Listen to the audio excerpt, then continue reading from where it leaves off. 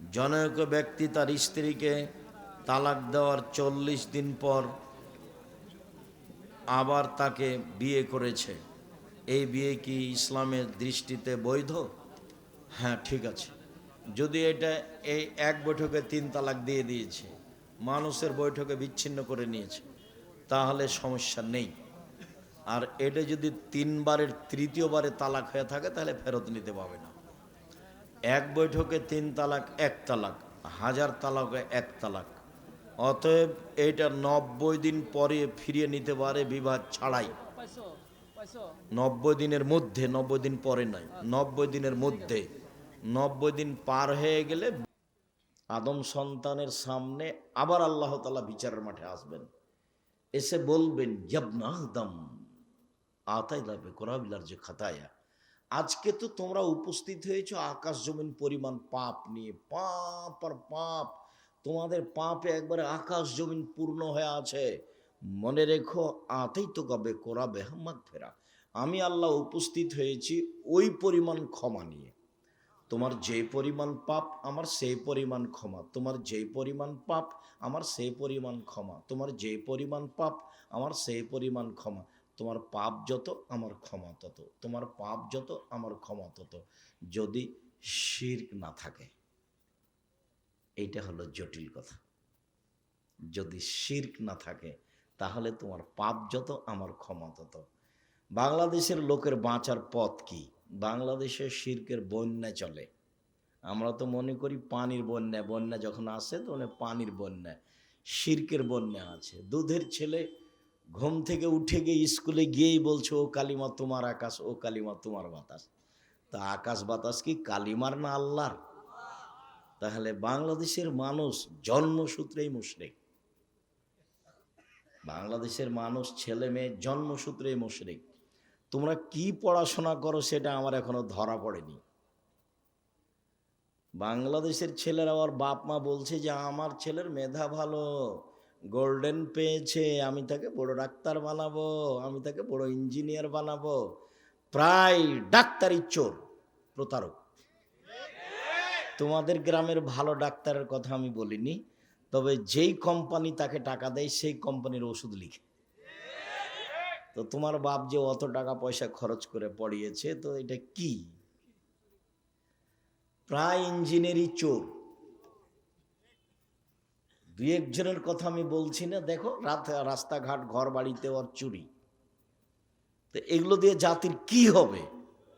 ওর জন্মই হলো শিরক দিয়ে, চলাফেরাই শিরক দিয়ে, ওর বিদ্যের সূচনাই শিরক। আবার ও প্রতারক।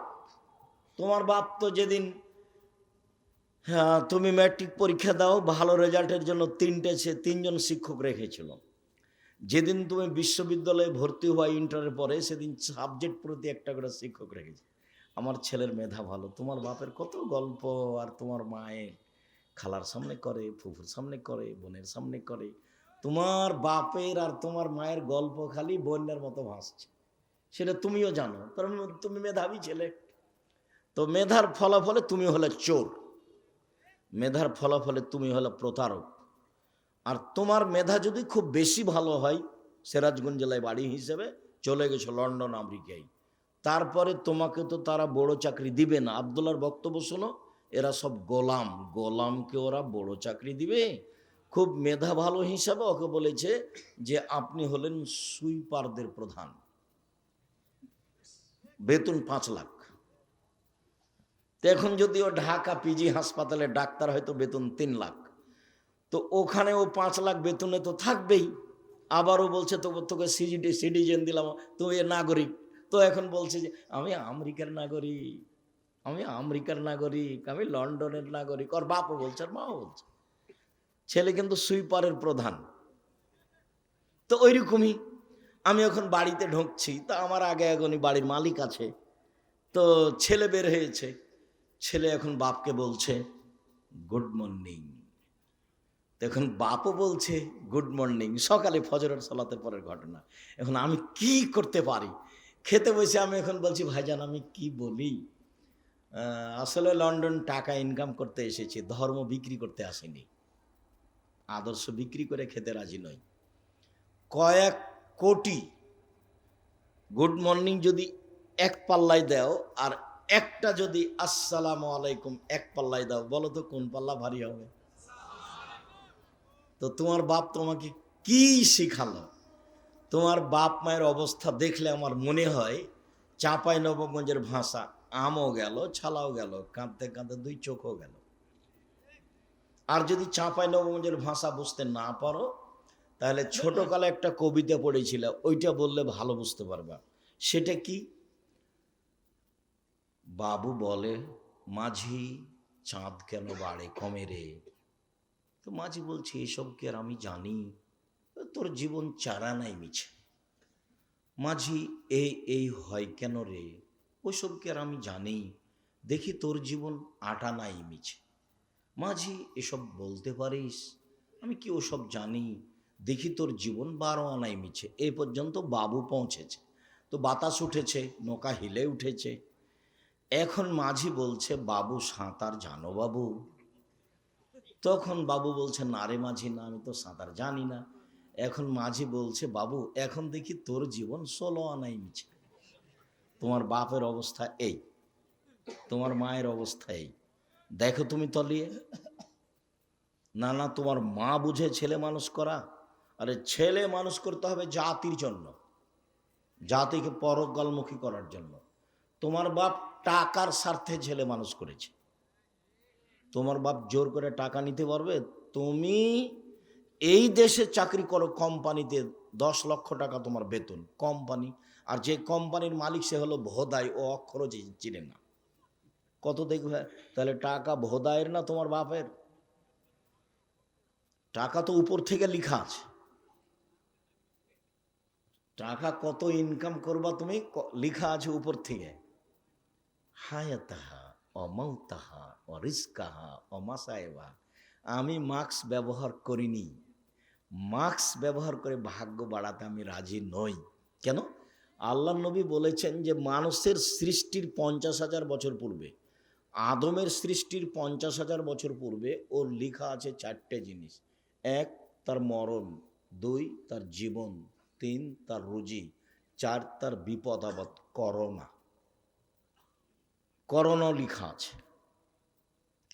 যদি সেদিন তার করোনা লেখা হয়ে থাকে আর আজকে যদি পাথরের ভেতরে ঢুকে রহে, রেহাই পাবে না। তো ঢাকা গেছি আমি এক করোনার লোককে দেখতে, তোর ছেলে মেয়ে বলছে, হুজুর ভিতরে আসেন না, হুজুর ভিতরে আসেন না, হুজুর ভিতরে আসেন না। বলো কি তুমি? তোমার বাপের গায়ে হাত দিয়ে দোয়া পড়ে যাব আমি, আব্দুর রাজ্জাক বিন ইউসুফ। করোনার 5 পয়সা দাম দিই না আমি। শোনো, এতে যদি আমারও করোনা হয়, বলবো না তোমার বাপের গায়ে হাত দিয়েছিলাম সেই জন্য আমার করোনা হয়েছে।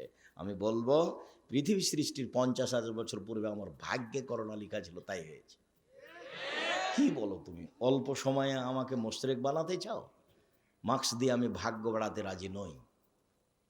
কি করলো তোমার বাপ আর কি করলো তোমার মা? আরে ঠাকুর বাঙালিদের শত্রু, ঠাকুর ঢাকা বিশ্ববিদ্যালয়ের শত্রু, ঠাকুর মুসলমানের শত্রু, ঠাকুর জাতির শত্রু। যেদিন ভারত বাংলাদেশ পাকিস্তানের মুসলমান ইংরেজদের হাতে নির্যাতিত, সেদিন ঠাকুর লন্ডনে মুছ পাকায়। সেদিন ঠাকুরের মান মর্যাদা লন্ডনে দেখে কে? সেই ঠাকুরের কবিতা আমার ছেলে পড়ে। আমি অত কাপুরুষ নই, আমি অত মূর্খ নই। আমি আপনাকে কোনোদিন শিক্ষিত মনে করতে পারিনি, না আপনাকে, না আপনার ছেলেকে, না আপনার মেয়েকে, না আপনার জাতিকে। আমি আব্দুর রাজ্জাক বিন ইউসুফ 90 সাল থেকে আছি, এইভাবেই আছি। আমার ছেলেকে সকালে উঠে 1 মিনিটের জন্য আমি বলতে দিতে রাজি নই, ও কালিমা তোমার আকাশ, ও কালিমা তোমার বাতাস। আমি 90 সাল থেকে বলে আসি, তোর বাপের আকাশ। এই কথা আমি সেদিন থেকে বলে আসি। মামলা তো সুনামগঞ্জ কোর্টে 1000 কোটি টাকার, আর সিলেট কোর্টে 5000 কোটি টাকার। এই কারণে আমি নাকি ঠাকুরের নিন্দা করেছি, ঠাকুরের মানের হানি হয়েছে। কি তোর বাপের আকাশ, এতে ঠাকুরের কি হয়েছে? মানের হানি হয়েছে। ঠাকুর বলেছে, ও কালিমা তোমার আকাশ, ও কালিমা তোমার বাতাস। তোমার বাপের সাজে, তোমার মায়ের সাজে, আমার সাজে না বেটা। তোমার মায়ের সাজে, তোমার বাপের সাজে, তোমার সাজে, তোমার বোনের সাজে। আমি আব্দুর রাজ্জাক বিন ইউসুফ, আমার সাজে না। আমি কোনোদিনটা গ্রহণ করিনি। এত বড় ন্যাক্কারজনক নোংরা কথা, আল্লাহর সাথে শিরক করা, এই কাজ আমি গ্রহণ করি না, করব না ইনশাআল্লাহ। সম্মানিত দিনী ভাই বোন, বলছিলাম বিচারের মাঠে আল্লাহ বলবেন, আদম সন্তান শোনো, তোমার যেই পরিমাণ পাপ আমার সেই পরিমাণ ক্ষমা। আদমের ছেলে মেয়ে শোনো, তোমার যেই পরিমাণ পাপ আমার সেই পরিমাণ ক্ষমা। তোমার পাপ যত আমার ক্ষমা তত, যদি শিরক না থাকে। নেন এবার। কিন্তু বাংলাদেশ কথায় কথায় শিরক, কাজে কর্মে শিরক, ওর বিদ্যায় শিরক, ওর লেখাপড়ায় শিরক, ওর জাতাতি শিরক, ওর খাওয়া পিনা শিরক। তো কি দিয়ে টিকবে বিচারের মাঠে? তাহাজ্জুদ পড়ে হবে? তাহাজ্জুদ পড়ে হবে না তো, শিরক বন্ধ করতে হবে। ইঁদারাতে কুকুর পড়েছে, তো বলছে যে 30 বালতি পানি উঠাও, তাহলে কুকুর পবিত্র হয়ে যাবে। তো বলছে ভাইজান কুকুর ভেতরেই আছে, তাহলে কি হবে? উঠাতেই আছে, তো ওঠাতেই থাকলে তো আর হবে না। আগে ওকে উঠে ফেলতে হবে, আগে শিরক বন্ধ করতে হবে জাতির, তারপরে আল্লাহকে বলা। জাতি শিরকে ডুবে আছে, আর আপনি বলছেন আমার ছেলে বড় শিক্ষিত। আমার ছেলে গোল্ডেন পেয়েছে, আমার ছেলে লন্ডনে থাকে, আমার ছেলে উচ্চ শিক্ষিত। ছেলে তো মানুষ করবেন জাতির জন্য, যা হবে হবে। আল্লাহ রসুল বলছেন আনফেকালা ইয়ালেক মিন তাওলিক, তুমি তোমার ছেলে মেয়ের পিছনে পয়সা খরচ করো, তোমার উপার্জিত সম্পদ। এই দেশের কর্ণসূতির তালুকদার তার ছেলে মেয়েকে মানুষ করবে তালুকদারি জমিদারি দিয়ে, আপনি মানুষ করবেন চাকরি করে। আরেকজন মানুষ করবে তার ছেলে মেয়েকে দিন মজুরি করে, আরেকজন মানুষ করবে তার ছেলে মেয়েকে ভিক্ষা করে। উপার্জনের শেষ পথ ভিক্ষা, উপার্জনের শেষ পথ ভিক্ষা। ছেলে মেয়েকে মানুষ করতেই হবে, এটা আল্লাহর আদেশ। আল্লাহ রসুল বলছেন ফাবদাবে মা তাউলো, তোমার উপার্জিত সম্পদ খরচ করো তোমার ছেলে মেয়ের পিছনে। ছেলে মেয়েকে জাতির কল্যাণের জন্য মানুষ করতে হবে যে কোনো মূল্যে। মানুষ হিসাবে জীবন বাজি রেখে প্রাণপণে চেষ্টা চালিয়ে যাব। ছেলেকে সমর্পণ করেছি জাতির জন্য, নিজের জন্য নয়। রুজি আমার ভাগ্যে যেটা লেখা আছে সেটা হবেই, আমার ছেলের ভাগ্যে যেটা লেখা আছে সেটা হবেই। যদি আমার ছেলে বিদ্যা দিয়ে বড় বিদ্বান হতো, পয়সা উপার্জন করত, তাহলে ভোদাই মালিকের অধীনে 10 লক্ষ টাকা বেতনে চাকরি করতো না। ভোদাই মালিক সে অক্ষরও চিনে না, সে কোটি কোটি টাকার মালিক। সেই হলো কোম্পানি প্রধান, এমডি ওই, আর আপনার ছেলে মেধাবী, ওখানে চাকরি করে। যখন আপনার ছেলে ওর ঘরে ঢোকে তখন বলে স্যার স্যার স্যার, এরকম করে। দেখেননি আপনার ছেলেকে? বেতন 10 লক্ষ। আপনি মনে করছেন যে অনেক টাকা, কিন্তু ওখানে যাওয়া সিজদা করে। কেন এবার হবে? গোলাম কেন? আব্দুল্লাহর বক্তব্য শোনেন, গোলাম থেকে বের হয়ে আসতে হবে, দাসত্ব থেকে বের হয়ে আসতে হবে, তারপরে কোনো কথা। এই জন্য মক্তব চালু করেছে।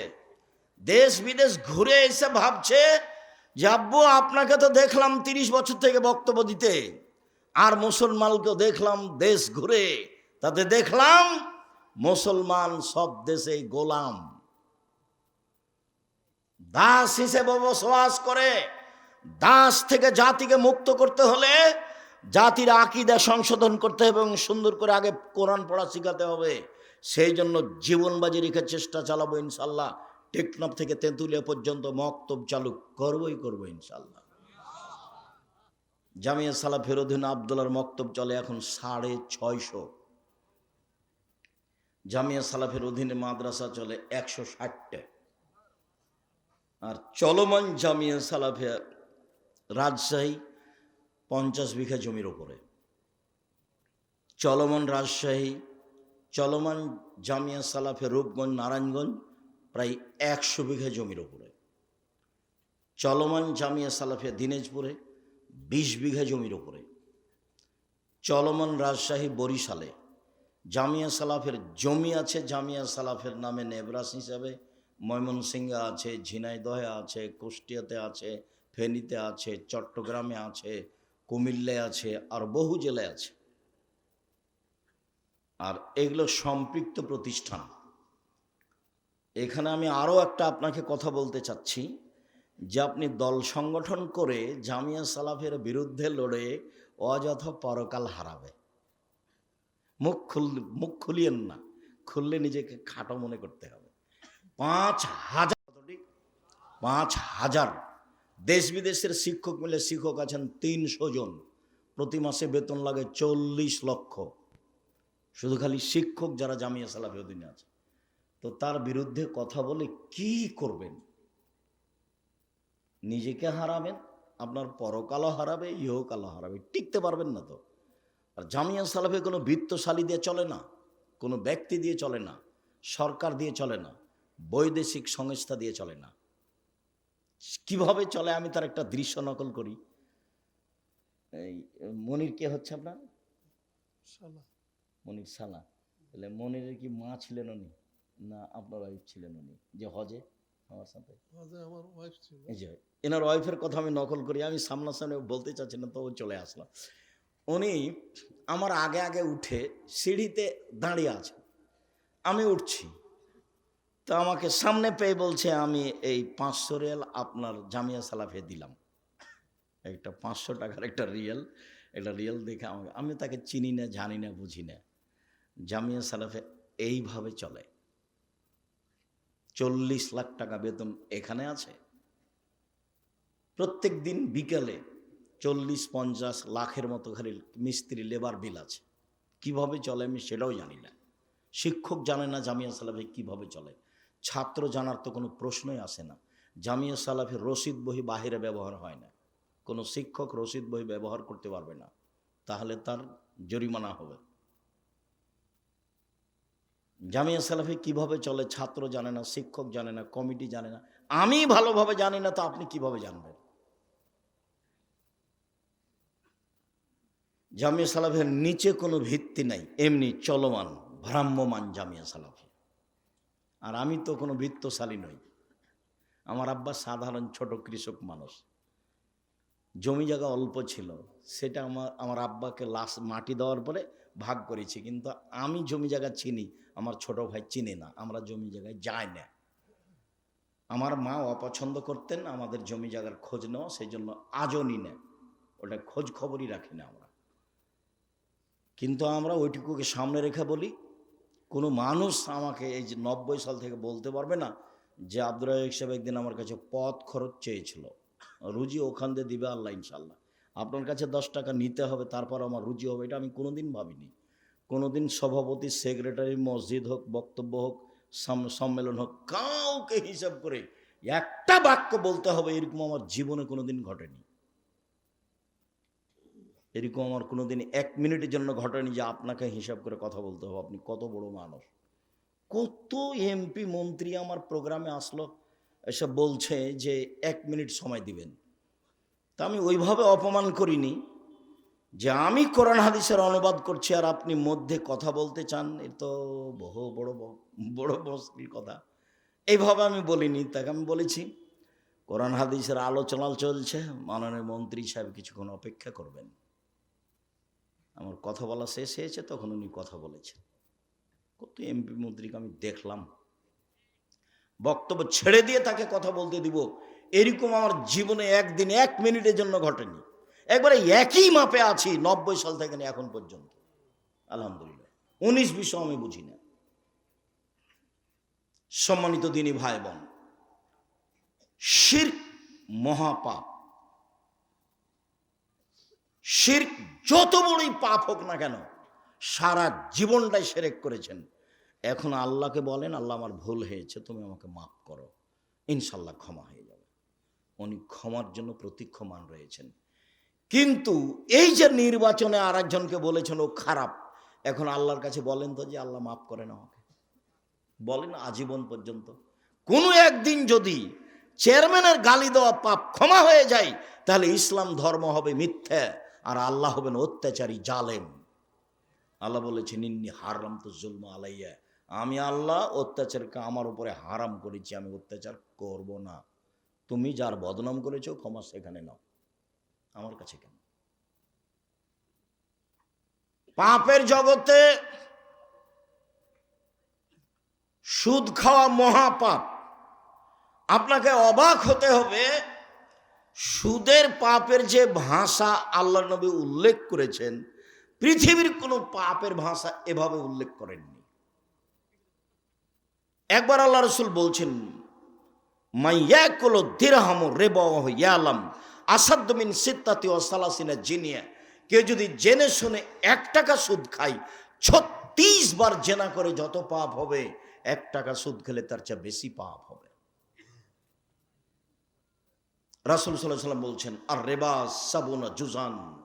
আয়েশা রাদিয়াল্লাহু আনহা মাহু, সুদের পাপের 70টি ভাগ রয়েছে, ছোট থেকে বড়, বড় থেকে ছোট।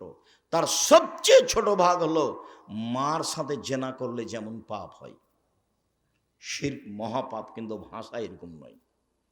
পিতা মাতার অবাধ্য চলা পৃথিবীতে 2য় মহাপাপ, কিন্তু ভাষা এমন নয়। মিথ্যা সাক্ষী পৃথিবীতে 3য় মহাপাপ। সিরাজগঞ্জ জেলে বহু মানুষ আছে, 20 বছর 30 বছর থেকেও নিজেও জানে না আমি কেন জেলে। জজ জানে না ঘটনা কি, উকিল জানে না ঘটনা কি, সাক্ষীও জানে না ঘটনা কি।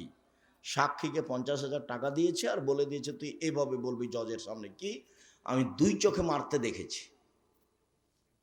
যার কথা বলছে যে আমি 2 চোখে মারতে দেখেছি, সে কিন্তু সে সিরাজগঞ্জে ছিল না সেদিন, অথচ বলছে যে আমি 2 চোখে মারতে দেখেছি।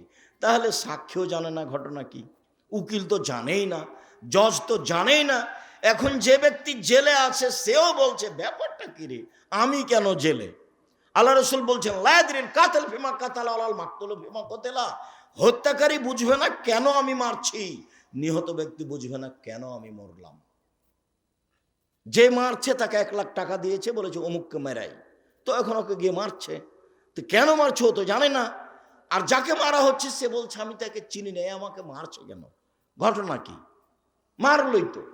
আল্লাহ রসুল বলছেন, হত্যাকারী জানে না কেন আমি মারছি, নিহত ব্যক্তি জানে না কেন আমি মরলাম। 20 বছর থেকে জেলে আছো, নিজেই জানে না আমি কেন জেলে। ও কি জানবে, জজও জানে না, ও কি জানবে, উকিলও জানে না, ও কি জানবে, সাক্ষীও জানে না। যার কারণে সাক্ষী পৃথিবীতে 3য় মহাপাপ।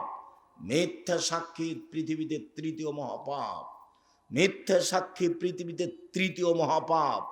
2য় মহাপাপ বাপ মায়ের অবাধ্য চলা। পাপ যত বড়ই হোক, সুদের ভাষা যেভাবে আল্লাহ নবী উল্লেখ করেছেন, ভাষা এমন নয়। সাক্ষী যত বড়ই পাপ হোক না কেন, সুদের ভাষার সাথে তার মিল নেই। শুনুন, মানুষকে হত্যা করা মহাপাপ, কিন্তু ভাষা এমন নয়। সুদের পাপের ভাষা, কেউ যদি জেনে শুনে 1 টাকা সুদ খায়, 36 বার জেনে করে যত পাপ হবে, 1 টাকা সুদ খেলে তার চেয়ে বেশি পাপ হবে। পাপের জগতে কোনো পাপের ভাষা এরকম নয়। সুদের পাপের 70টি ভাগ রয়েছে, ছোট ভাগ হলো মার সাথে জেনা করলে যেমন পাপ হয়। কি দিয়ে আপনাকে আমি বুঝাই সুদের পাপের ভাষা কি, অবাক কথা। যে সুদ দিন রাত মানুষে খাচ্ছে, কোনো পাপই নয়, কোনো হিসাবই করতে পারে না। সম্মানিত দিনী ভাই বোন, সুদের আলোচনায় লম্বা আলোচনা জেনে নেবেন। এখানে বলছি, সুদ যত বড়ই পাপ হোক না কেন, কোটি কোটি টাকা সুদ খেয়েছে, আজকে বলছে আল্লাহ আমি সুদের লেনদেন বন্ধ করলাম, জিন্দেগিতে আর কোনোদিন সুদের সাথে সম্পৃক্ত থাকবো না, আমি তোমার সাথে ওয়াদাবদ্ধ, তুমি আমাকে মাফ করো, ইনশাল্লাহ সব পাপ ক্ষমা হয়ে যাবে। কিন্তু আপনি কারো বদনাম করেছেন, আল্লাহকে বলেন তো এখন। এই জন্য আমি যখনই বক্তব্য দিয়েছি তখন বলেছি 4টা জিনিস মনে রাখবেন। 1, 5 ওয়াক্ত সালাত, 2, হালাল রুজি, 3, কোরআন তেলাওয়াত, 4, আড্ডা পিটা নিষেধ। আড্ডা পিটা 2 ধরনের। একটা দোকানে বসে ঘন্টার ঘন্টা গল্প করছেন, কার কথা যে কি বলছেন ধোলায় অন্ধকার। ওদিকে ল্যাংটা মেয়ে নাচছে, আর এদিকে আপনি বসে আছেন আর একজনের বদনাম করছেন। আর একটা হলো মোবাইল নিয়ে ঘন্টার ঘন্টা ল্যাংটা মেয়ে দেখায়, হলো আড্ডা পিটা। এসব আড্ডা পিটা একেবারেই হারাম। আড্ডা পিটা টোটালি হারাম। আড্ডা পিটা চিরদিনের জন্য হারাম। এক রাহুল কালামাবাদ, এই ছেলে তোমরা দাঁড়িয়ে কেন? যদি জায়গা না থাকে বসার সেটা ভিন্ন কথা, আপনারা যারা দাঁড়িয়ে আছেন দয়া করে বসে কিছুক্ষণ কথা শোনেন। আপনার বিরক্তির আগে আমরা কথা শেষ করব ইনশাআল্লাহ। যারা সামনে বসে আছেন বসে থাকা দেখে ভালো। এই তুমি দাঁড়িয়ে আছো কেন? ওখানে কি করছো তুমি? মানুষের তোমার দাঁড়িয়ে থাকাতে কষ্ট পাচ্ছে, এটা বুঝতে চাও না তুমি? বাস তুমি মেশিন ঠিক করেছো, প্রথমে 1 মিনিট ঠিক করে তুমি বসে থাকো। রাসূল সাল্লাল্লাহু আলাইহি ওয়াসাল্লাম যখন কথা বলতেন তখন সাহাবীগণকে বসতে বলতেন, এটাও সুন্নাত। কি করবে এভাবে মারামারি করে, দাপট দেখে, ক্ষমতা দেখিয়ে, মানুষকে অপমান করে, মানুষকে জেল হাজতে দিয়ে কি করবা? মরলেই জাহান্নাম। যারা দাপট দেখাচ্ছে, যারা ক্ষমতা দেখাচ্ছে, যারা মানুষকে অপমান করছে, যারা মানুষকে জেল হাজতে দিচ্ছে, এদের মরার পরই জাহান্নাম। ও হলো জালেম। আর জুলুম খুব কঠিন জিনিস, বিচারও পরে হবে। যারা জাকাত দেয় না তাদের বিচার পরে হবে কেন? ওরাও জালেম। কিভাবে জালেম হলো ওরা? ওরা ফকির মিসকিনের প্রতি জুলুম করেছে, ফকির মিসকিনের হক দেয়নি। ধনী মানুষ কার টাকা মেরে খেয়েছে? ফকির মিসকিনের। যেহেতু ধনী মানুষ ফকির মিসকিনের টাকা মেরে খেয়েছে, কাজে ও জালেম। এখন আর বিচার পরে হবে। আল্লাহ রাসূল বলছেন তার বিচার পরে হবে, হাত্তা ইউকযাবা নাস। সব মানুষের যখন বিচার হয়ে যাবে তখন ধনী মানুষের বিচার হবে। কিভাবে যে হবে আল্লাহই ভালো জানে। তো বুঝাতে হবে কঠিন, সব টাকা বুঝাতে হবে কিভাবে আয় হয়েছে, সবটাই বুঝাতে হবে কিভাবে ব্যয় হয়েছে। এই ছেলে শোনো, টাকা ইনকাম করবা ব্যবসা করে, উপার্জনের 4টা পথ। একটা দিন মজুরি, সন্ধ্যায় টাকা শেষ। একটা চাকরি, 25 দিনে টাকা শেষ প্রায়।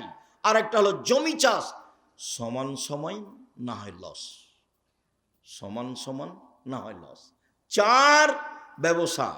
রাসূল সাল্লাল্লাহু আলাইহি ওয়াসাল্লাম বলছেন সত্যবাদী বিশ্বস্ত ব্যবসায়ীরা নবীগণের সাথে জান্নাতে থাকবেন। কি আবার অবাক কথা! আল্লাহ রাসূল বলেছেন 2টা মেয়ে লালন পালন করে নবীর সাথে থাকা যায় এভাবে। তখন বাপ মনে করেছে যে আমার তো 2টা মেয়ে, তো আমি বিবাহ শাদী দিয়ে দিয়েছি, 2টা কেন, আমার 5টা মেয়ে। বাপও খুব খুশি। কিন্তু আল্লাহ রাসূল যে এইভাবে বলেননি।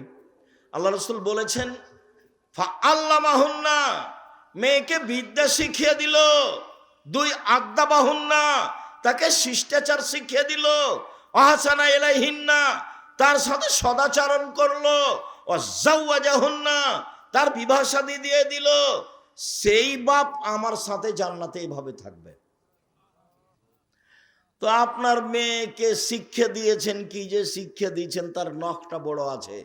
বলেন তো এটা কোন শিষ্টাচার? তার নখে নেইল পালিশ আছে, বলেন তো এটা কোন শিষ্টাচার? নেইল পালিশ তো ইহুদি খ্রিস্টানদের পতিতালয়ের মেয়েদের বৈশিষ্ট্য। ইহুদি খ্রিস্টানদের পতিতালয়ের মেয়েরা নখে নেইল পালিশ দেয়। আপনার মেয়ের কপালে টিপ আছে। হিন্দু মেয়েদের বিবাহ করার 10টি পদ্ধতি আছে, তার একটি পদ্ধতির নাম রাক্ষসী বিবাহ।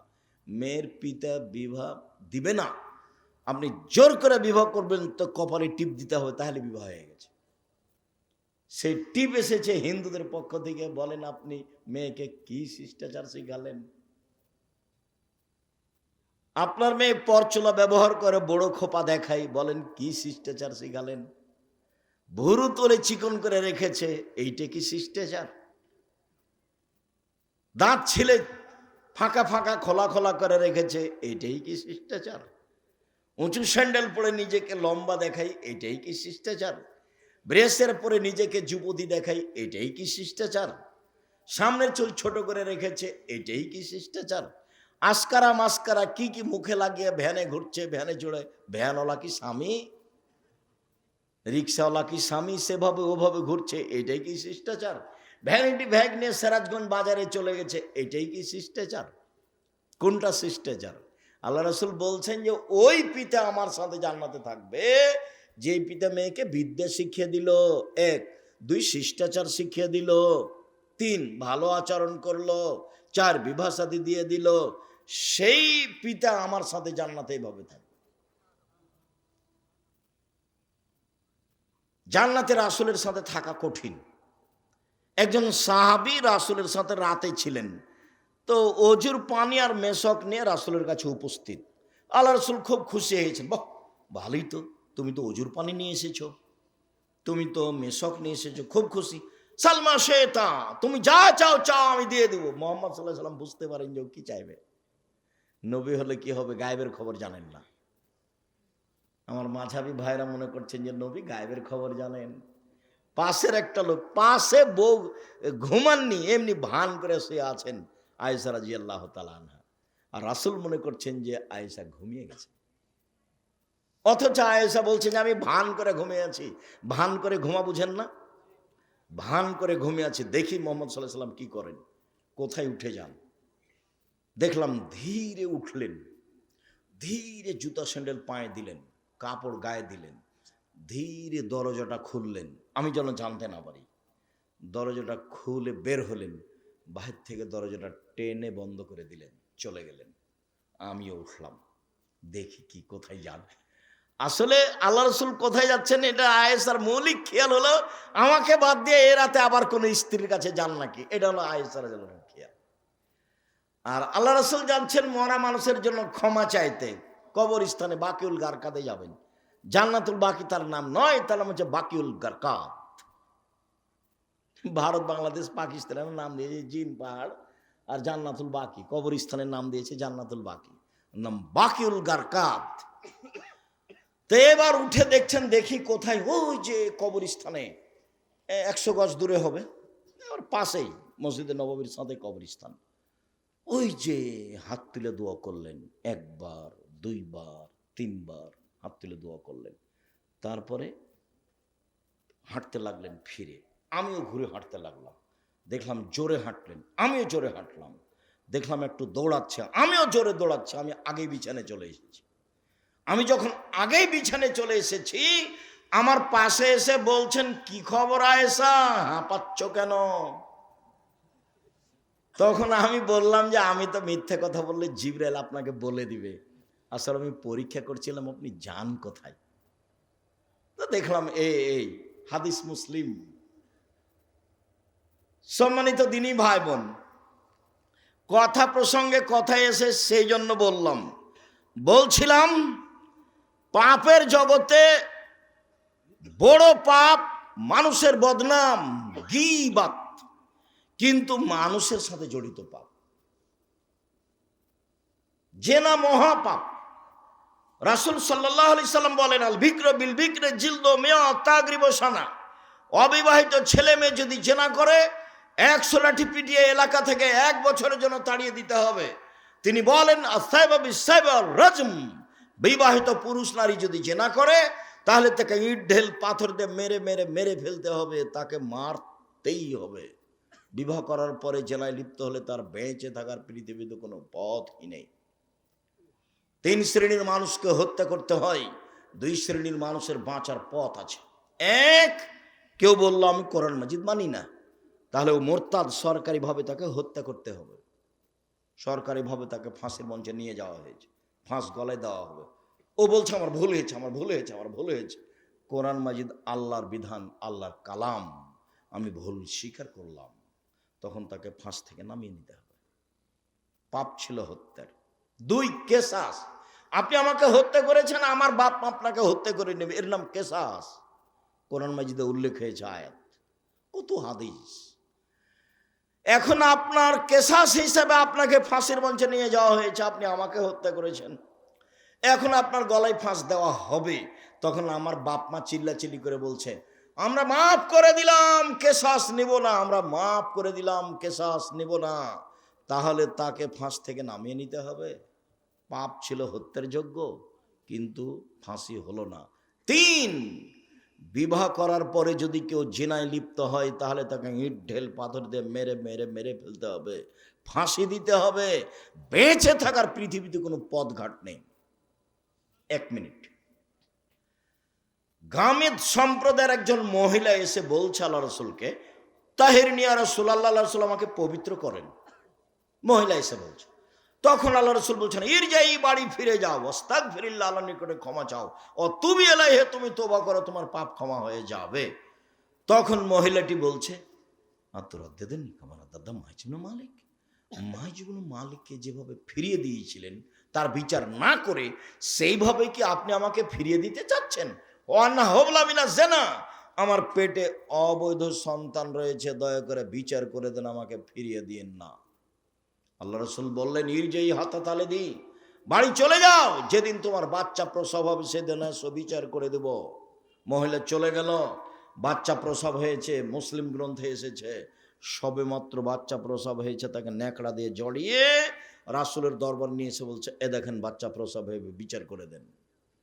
দৃশ্য দেখে আল্লাহ রসুল অবাক হয়ে বলছেন, ইরজাই, বাড়ি ফিরে যাও, ফারদেই হে, বাচ্চাকে দুধ খাওয়াও, হাত্তা তাফতে মিহে, যেদিন বাচ্চা দুধ ছেড়ে দিবে সেদিন নিয়ে আসিও, বিচার করে দেব। মহিলা বাচ্চা নিয়ে চলে গেল, বাচ্চাকে 2 বছর দুধ পান করালো। 2 বছর পরে বিচারালয় উপস্থিত, তখন বাচ্চার হাতে এক টুকরা রুটি রয়েছে। এই রুটি প্রমাণ করে বাচ্চা খাদ্য খেতে পারে। ফাওয়াসাদাহু বেদ রাজুলিন মিনাল মুসলিমিনা, বাচ্চাটাকে একজন মুসলমানের হাতে সমর্পণ করলেন আল্লাহ নবী। যাও, এই বাচ্চা তুমি লালন পালন করো। সঙ্গী সাথী, এই যাবো বেহা, মহিলাকে মাঠে নিয়ে যাও। আহফিরুল্লাহ সাদরিহা, মাঠে নিয়ে গিয়ে গর্ত খুঁড়ে বুক পর্যন্ত মাটিতে পুঁতে দাও। ফার জেমুহা, এরপরে চতুর্দিক থেকে ইট ঢেল পাথর মেরে মেরে তাকে বিদায় করো। সাহাবীগণ বলছেন, আমরা তাকে মাঠে নিয়ে গেলাম, গর্ত খুঁড়ে বুক পর্যন্ত মাটিতে পুঁতে দিলাম, চতুর্দিক থেকে ইট ঢেল পাথর মারতে লাগলাম। খালিদ বিন ওয়ালিদ বলছেন, একটা পাথর আমি তার মুখের উপরে মারলাম, ফাতানাজ্জাহ দাম আলা ওয়াজহি খালিদ, পাথরটা মুখে লেগে মুখ ফেটে রক্ত ছিটে খালিদের গায়ে লাগলো। ফাসাব্বাহা, খালিদ তাকে গালি দিয়ে বসলেন, এমনটা হতে পারে? ছি ছি ছি ছি ছি ছি, একজন জেনাকারিনী মহিলার গায়ের রক্ত আমার গায়ে লাগলো, এমনটা কিছু হতে পারে? আল্লাহ রাসূল বলেন, মারে না খালিদ, খালিদ থামো, গালি দিও না। লাকাত তাবাত তাওবাতান লাউ তাবা সাইব মাকসাল্লাহ গফির লাহু, এ মহিলা এত ক্ষমা চেয়েছে, এ মহিলা এত তওবা করেছে, এ মহিলা এত ক্ষমা চেয়েছে, এ মহিলা এত তওবা করেছে। যদি বড় থেকে বড় পাপী এভাবে তওবা করে তবে তার পাপ ক্ষমা হবে। খালিদ, একে গালি দিও না। আবার তিনি বলেছেন, খালিদ, মদিনার লোককে যদি তার তওবা ভাগ করে দেওয়া হয়, সবার পাপ ক্ষমা হয়ে যাবে। তারপরে তিনি তার জানাজা করলেন, কাফন দাফন করলেন। তার মানে তিনি ঘোষণা দিলেন তার পাপ ক্ষমা হয়ে গেছে। 1, 2, জানাজা করলেন মানে তার পাপ ক্ষমা হয়ে গেছে। 3, কাফন দাফন তিনি নিজে করলেন মানে তার পাপ ক্ষমা হয়ে গেছে। এরপরেও পৃথিবীর এত বড় মানুষ, পৃথিবীর ইতিহাসে এত বড় দামি মানুষ জন্ম নেয়নি, কেউ নিবে না কেউ। বিচারের মাঠে তিনি যা বলবেন তাই হবে। তার নাম মুহাম্মদ সাল্লাল্লাহু আলাইহি সাল্লাম।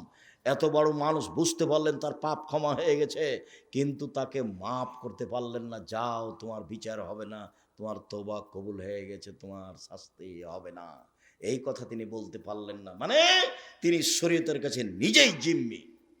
মানে বিবাহ করার পরে কেউ যদি জেনায় লিপ্ত হয়, তাহলে তার বেঁচে থাকার পৃথিবীতে কোনো পথ নেই। এরপরেও যদি বিচার না হয়, আল্লাহর কাছে যদি কান্নাকাটি করে ক্ষমা চায়, তাহলে এই পাপ ক্ষমা হবে ইনশাআল্লাহ। কিন্তু যার বদনাম করেছেন দোকানে বসে, সেই পাপ আল্লাহর কাছে ক্ষমা চান দেখি।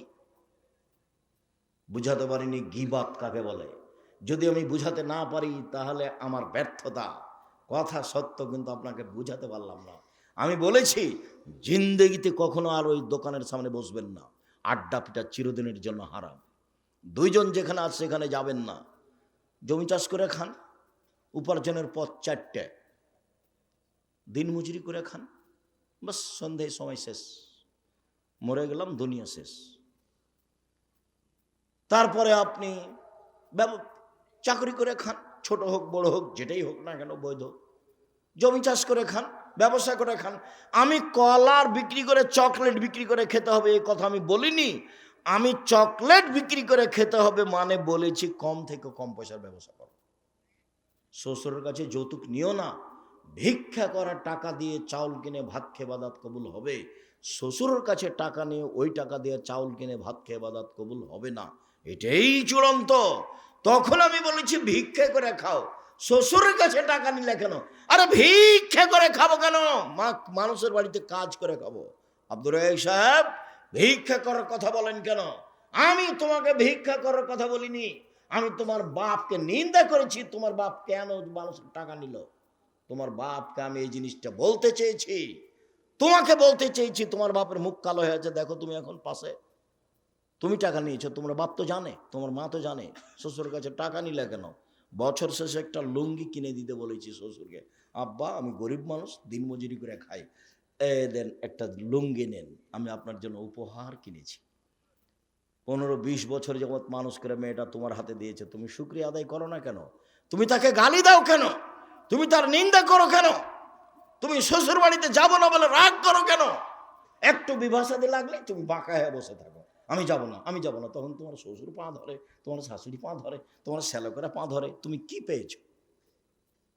কি হয়েছো তুমি এমন? শ্বশুরের সাথে কথা বলো না, রাগ করে থাকো, কেন থাকবা? ভদ্র হতে শিখো, কাজ করে খেতে শিখো। ভদ্র হতে শিখো, কাজ করে খেতে শিখো। মানুষের বাড়িতে কাজ করে খালো, নিজের একটা গর্ব বহাল থাকবে। সম্মানিত দিনী ভাই বোন, বলছিলাম জেনা মহাপাপ।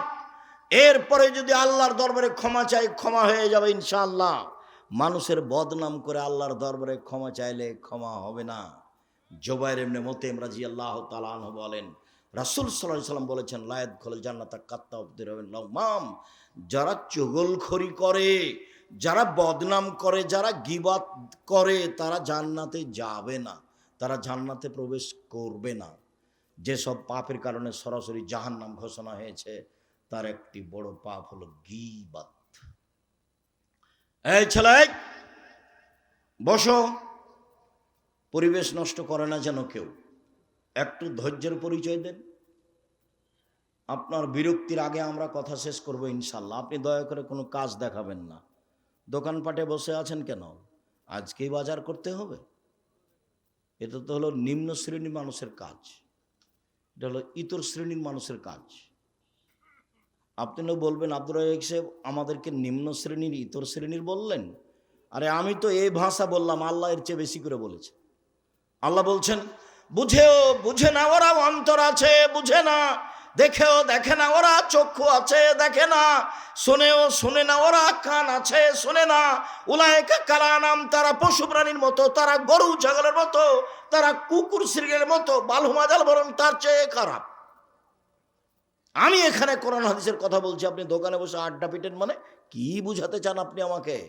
আজকে জিলাপি কিনতে হবে, আজকে মিষ্টি কিনতে হবে, আজকে ওখানে চা খেতে হবে, এই কোন হিসাব?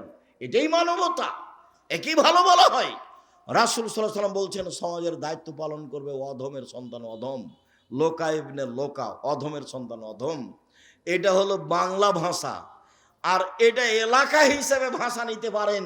তখন আমি বলেছি রংপুর, দিনাজপুর, লালমনিরহাট, নীলফামারী, কুড়িগ্রাম, পঞ্চগড়, ঠাকুরগাঁও, গাইবান্ধা, বগুড়া, জয়পুরহাট, এসব এলাকার ভাষায় সমাজের যেদিন লোক দায়িত্ব পালন করবে, বেন্যার বাচ্চা বেন্যা। আর চাঁপাইনবাবগঞ্জ, রাজশাহীর ভাষায় ছোট লোকের বাচ্চা ছোট লোক। আমি এই কথা বলিনি, ভাষাটা আল্লাহ রাসূল বলেছেন, লোকা ইবনে লোকা, অধমের সন্তান অধম, নিম্ন শ্রেণীর লোক। আর ঢাকার ভাষা, আমি ভাষাটা বলতে পারলাম না, অমুকের পোলা অমুক, এই ভাষা আমি আপনার সামনে বলতে পারলাম না। আল্লাহ রাসূল বলছেন, সমাজের যেদিন দায়িত্ব পালন করবে এইরকম মানুষ, লোকা ইবনে লোকা, বাংলা ভাষা অধমের সন্তান অধম, নিম্ন শ্রেণীর লোকের ছেলে, নিম্ন শ্রেণীর লোক যেদিন সমাজে দায়িত্ব পালন করবে। আমি কি করতে পারি? মুহাম্মদ সাল্লাল্লাহু আলাইহি সাল্লাম এইভাবেই বলছে। একজন পল্লীর বেদুন মানুষ এসে বলছে, মাতা সাত, কিয়ামত কবে হবে?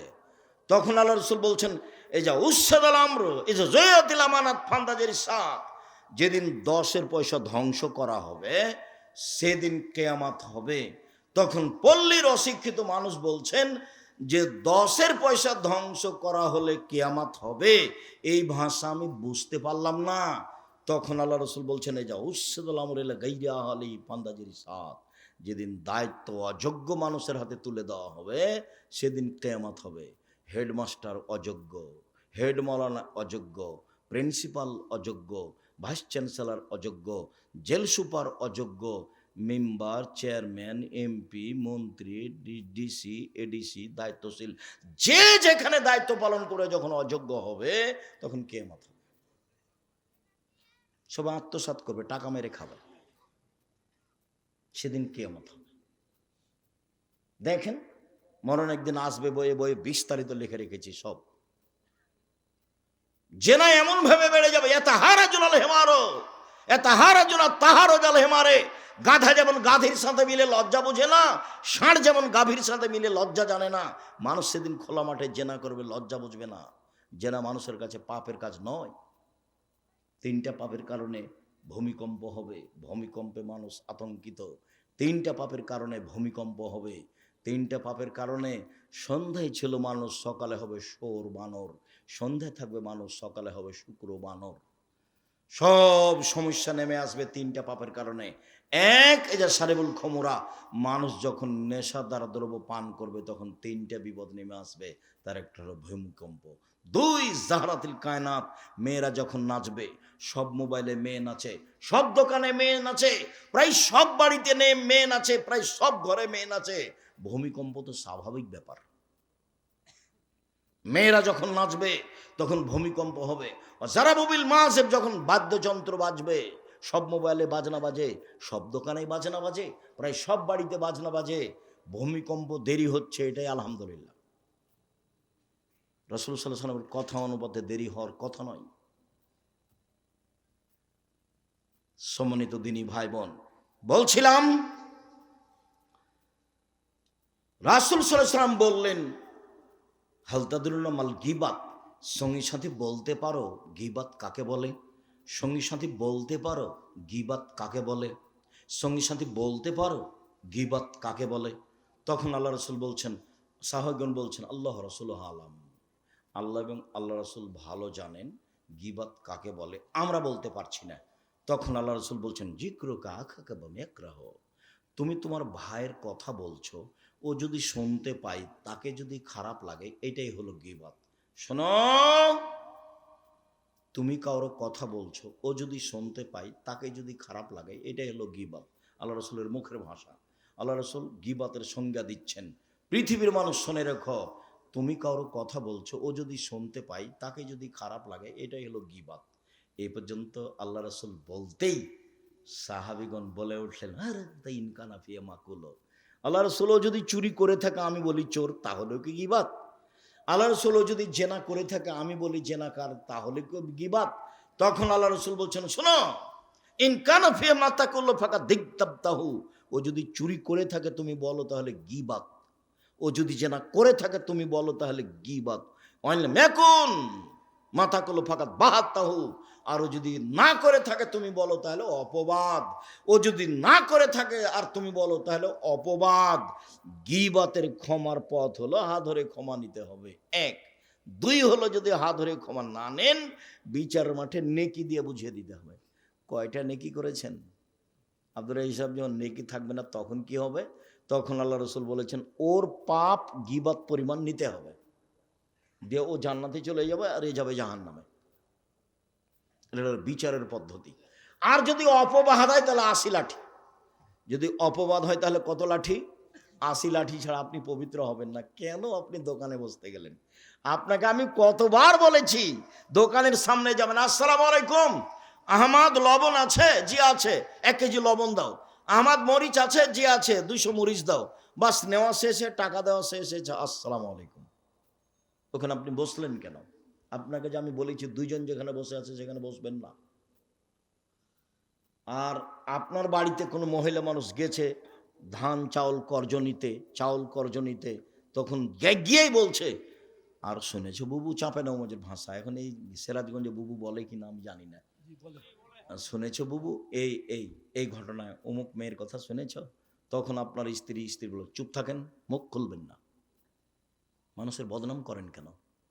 আর একবার মুখ খুললে আপনাকে আমি চাউল কর্জ দিব না, জান। আর আপনার ওই স্ত্রীর যদি স্বভাব হয়, কি বলো তো, একটু বসেলে, আর বসো, পরে আগে বলো না, তাহলে কি হবে? গীবাত আবার শুনতে ভালো লাগে। আর যে শত্রু পক্ষ, ওর যদি গীবাত হয়, আরো ভালো লাগে। আর এমন শান্তি পায়, ও যদি বিপদে পড়ে, তাহলে বলে ঠিক হয়েছে। বিপদগ্রস্ত ব্যক্তি যদি শত্রু হয়, তাহলে খুব খুশি। আমি নিজে চোখে গরু জবাই করতে দেখেছি, যে খুশি হয়েছে, তা কি জবাই করতে দেখেছি। গরু জবাই করতে দেখেছি। কেন? ও বিপদে পড়েছে সেই জন্য। আর দুই ভাই গন্ডগোল করে ঢেঁকি কেটে ভাগ করে নিচ্ছে, এটা আমার চোখের সামনে। ঢেঁকি কেটে কি করেছে? ভাগ করে নিয়েছে। দুই ভাই দিন রাত স্বামী স্ত্রী খেলে ওর বদনাম করে নিজের ভাই। ঝগড়াতে এভাবে বলছে, তখন আমি পাশে দাঁড়িয়ে গ্রামের ছেলেপিলা মানুষ আমরা দৌড়ে গেছি যে বাড়িতে ঝগড়া হচ্ছে। তখন বলছে, থাম থাম, আমি তো এখান থেকে চলে যাব, আমার ভাগটা এমন লোকের কাছে বিক্রি করব যে তোকে গুতাতে পারে। অথচ আল্লাহ রসুল বলছেন, নিজের ভাই যখন বলবে জমি আমি কিনবো না, তুমি যার কাছে ইচ্ছা বিক্রি করো, তখন তুমি অন্যের কাছে বিক্রি করতে পাবা। তাছাড়া তোমার বিক্রি নিষেধ, কথা মোহাম্মদ সাল্লাল্লাহু আলাইহি ওয়াসাল্লাম বলছে। কথা বুঝাতে পারিনি, আর একবার বলি। আমাদের গ্রামের ওই লোকটা বলছে ওর ভাইকে ঝগড়াই যে, শোন আমি তো এখান থেকে চলে যাব, তা আমার জমির ভাগটা তোকে দিব না, এমন মানুষের কাছে বিক্রি করব যে মানুষ তোকে কি করতে পারে? গোতাতে পারে, উচিত শিক্ষা দিতে পারে। অথচ আল্লাহ রসুল বলেছেন যে ভাই ভাইয়ের ভাগ বিক্রি করতে পাবে না ভাইকে না বলে। যখন ভাই বলবে ঠিক আছে ভাই আমি তোমার ভাগ কিনতে পারছি না, যেখানে ইচ্ছে সেখানে বিক্রি করো, তখনই অন্যের জায়গাতে বিক্রি করো, অন্যের কাছে বিক্রি করতে যা বিক্রি নিষেধ। কিভাবে বদনাম গড়ে উঠছে সমাজে! দল করলে, সংগঠন করলে, দলাদলি করলে, মারামারি করলে এটা হবে একবারে গীবাত বদনামের বন্যা। আমি বসে আছি, হঠাৎ করে ওই সাংবাদিক ঢুকেছে প্রতিষ্ঠানে। আমি সাধারণত কারোর সাথে এরকম কথা বলি না, তো আমি অফিসে কি কাজে বসেছিলাম, চলে এসেছি। তো আমার সাথে এখন কথা বলছে, বলতে বলতে বলছে যে আপনার প্রতিষ্ঠানে এটা ঘটেছিল। তখন আমি বলছি, সেই কথা এখন কেন? ভিক্ষা করে খেতে পারেন না? এই কাজ করতে কেন এসেছেন? সাংবাদিকতায় হারাম। সাংবাদিকদের কাজই হলো মিথ্যা কথা কি করা? প্রকাশ করা। একটু পরে বলছি, দেখেন মিথ্যা কথা প্রকাশ করা কত কঠিন। আল্লাহ তাআলা বলছেন, ওয়ালা তাজাসসু, পৃথিবীর মানুষ তোমরা দোষ ত্রুটি উদ্ঘাটন করো না। দোষ ত্রুটি উদ্ঘাটন করা চিরদিনের জন্য হারাম। তিনি বলছেন, ওয়ালা তাহাসসু, মানুষের গোপন কথা কান লাগিয়ে শোনো না। যারা মানুষের গোপন কথা কান লাগিয়ে শোনে তাদের কানে বিচারের মাঠে তামা সীসাকে গলিয়ে জাহান্নামের আগুনে গলে কানে ঢেলে দেওয়া হবে। মানুষের গোপন কথা শোনা হারাম, মানুষের দোষ ত্রুটি উদ্ঘাটন করা হারাম। রাসূল সাল্লাল্লাহু আলাইহি ওয়াসাল্লাম বলেন, মান সাতারা মুসলিমান সাতারাহুল্লাহু ফিদ দুনিয়া ওয়াল আখিরাহ। কেউ যদি মানুষের দোষ ত্রুটি দুনিয়াতে ঢেকে রাখে, আল্লাহ বিচারের মাঠে তার দোষ ত্রুটি ঢেকে রাখবেন। এক মিনিট এদিকে লক্ষ্য করেন, এই ছেলে ঘুমিয়ে আছো নাকি? এদিকে লক্ষ্য করো। আল্লাহ তাআলা বিচারের মাঠে একজন পাপীকে নিয়ে আসবেন, নিয়ে এসে তার বাহু দিয়ে আড় করে রাখবেন, কাউকে দেখতে দিবেন না, দিয়ে তার আমলনামাটা সামনে ধরে বলবেন, দেখো তো এগুলো কি তোমার পাপ? ওদিকে আড় করে আছে, কেউ যেন দেখতে না পায়। আল্লাহ বলছেন এভাবে, দেখো তো এটি কি তোমার পাপ? তখনও বলবে জি, এগুলি আমার পাপ। তখন আল্লাহ বলবেন, তুমি কি মনে করো আমার ফেরেশতারা অন্যায় লিখেছে? তখনও বলবে জি না, জি না, আমি এটা বলি না যে ফেরেশতারা অন্যায় লিখেছে। তখন আল্লাহ বলবেন, তুমি আমাকে কিছু বলতে চাও? তখন লোকটা বলবে জি না, আমি কিছু বলতে চাই না। তখন আল্লাহ বলবেন, শোনো, তোমার একটা ভালো অভ্যাস ছিল, তুমি মানুষের দোষ ত্রুটি ঢেকে রাখতে। তুমি মানুষের দোষ ত্রুটি ঢেকে রাখতে পারো, আমি আল্লাহ হয়ে তোমার দোষ ত্রুটি ঢেকে রাখতে পারি না। যাও, তোমার বিচার হবে না, তোমাকে মাফ করে দিলাম। বলেন সাংবাদিকের কি হবে? ওর আর কোনো রুজির পথ নেই। আমি ভিক্ষা করে খেতে বলছি, এটা তো একটা গতি আমার, দিনমজুরি করে খাবে। আরো দুনিয়াতে অনেক পথ আছে। চকলেট বিক্রি করেই খেতে হবে তা তো নয়, কলা বিক্রি করে খাবে, জুতা স্যান্ডেল বিক্রি করে খাবে, কাপড় চোপড় বিক্রি করে খাবে, অনেক পথ আছে উপার্জনের। এই অটো চালানোর চেয়ে, অটো দিয়ে রাস্তা ঘেরার চেয়ে ব্যবসা করা ভালো। জুতা স্যান্ডেল রাস্তায় বিক্রি করো, অত রিক্সের উপরে বোঝা নিতে গেলে কেন? ছোট থেকে ছোট ব্যবসা করো। সত্যবাদী বিশ্বস্ত ব্যবসায়ীরা কোটিপতি, জান্নাত কিনবে কোটি টাকার ব্যবসা করে। আমি জান্নাত কিনবো জুতা স্যান্ডেল বিক্রি করে ফুটপাতে। আমি বিশ্বস্ত, 10 টাকা দিয়ে জুতা কিনেছি, 12 টাকা বিক্রি করব, 40 টাকা বিক্রি করব না। ঢাকা বায়তুল মোকাররমে চতুর্দিকে জুমার দিন জিনিস বিক্রি হয়, কাপড় চোপড়। একজন বলছে পাঞ্জাবি, তখন আর এক বলছে 3000। একজন বলছে পাঞ্জাবি, তখন আর একজন বলছে 3000। তার মানে সন্ধ্যা পর্যন্ত পাঞ্জাবি বিক্রি হলো 3000 টাকা করে। এখন দুইজন বাড়ি যাচ্ছে আর বলছে যে পাঞ্জাবিগুলোর দাম 300 করে রে, 3000 করে বিক্রি করেছি। তো এইভাবে ফাঁকি দিয়েছে। আপনি 3 মাস পরে গিয়ে দেখেন আর দোকানও নাই, লোকটাও নাই, কিছুই থাকবে না। মিথ্যা কথায় ফাঁকি দিয়ে ব্যবসা করলে এমনি হারাবে, ওটা রাসূল বলেছেন। এখানে যেমন বলেছেন সত্যবাদী বিশ্বস্ত ব্যবসায়ীরা নবীদের সাথে থাকবে, ওটাও তো এমন বলেছেন মিথ্যা কথা ফাঁকি দিয়ে ব্যবসা করলে সবকিছুই হারাবে। সম্মানিত দিনী ভাই বোন, রাসূল সাল্লাল্লাহু আলাইহি ওয়াসাল্লাম বলেন, লা তুজুল মুসলিমিনা, পৃথিবীর মানুষ তোমরা মুসলমানকে কষ্ট দিও না, ওয়ালা তুয়াইরু, তাদের নিন্দা করো না, ওয়ালা তাত্তাবিউ আওরাতিহিম, তোমরা মানুষের পিছনে পড়ো না। মাইয়াত্তাবিউ আওরাত আখিল মুসলিম, পৃথিবীর কোনো মানুষ যদি কোনো মানুষের পিছনে পড়ে, বদনামের পিছনে পড়ে, ইত্তাবিল্লাহ আওরাতাহু, তাহলে আল্লাহ তার পিছনে পড়ে যাবেন। ওমাই ইত্তাবিউ আওরাতাহু ইয়াবজাহু ওয়ালাউ কানা ফি জাওফির আলী, আর যার বিরুদ্ধে আল্লাহ চলে গেছেন, আল্লাহ তাকে অপমান করেই ছাড়বেন। ও যদি মানুষের বদনাম করার পরে ওর বাহনের পেটের ভিতরে ঢুকে যায়, একটা মানুষের বদনাম করার পরে ও তার উটের পেটের ভিতরে ঢুকে গেছে, কথার কথা পাথরের মধ্যে ঢুকে গেছে, তবু আল্লাহ সেখানে কি করবেন, তাকে অপমান করেই ছাড়বেন। ভুলেও কোনোদিন মানুষের পিছনে পড়বেন না, নইলে আল্লাহ আপনার পিছনে পড়ে যাবে, তখন আপনি আর টিকতে পারবেন না। আল্লাহর সাথে মোকাবেলা করে আপনি পারবেন? টিকতে পারবেন না।